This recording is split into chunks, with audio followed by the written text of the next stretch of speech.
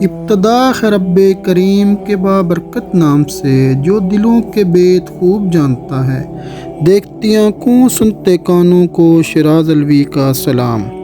ناظرین، جنگ خیبر میں مرجب جب میدان میں آیا، جو عیسائیوں کا سب سے طاقتور آدمی تھا، اور اس نے میدان میں یہ آواز دی کہ کوئی ہے جو جنت میں جانے کی خواہش رکھتا ہے؟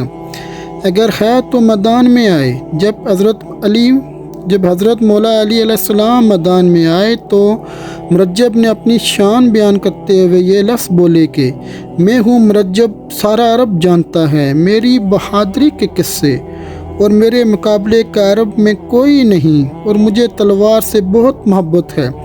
تو مولا علیہ السلام نے جواب میں مرجب سے کہا، سن مرجب، میری ماں نے میرا نام ادر رکھا ہے، یعنی شیر، اور میں نے کبھی اپنے دشمن پر دوسرا وار نہیں کیا۔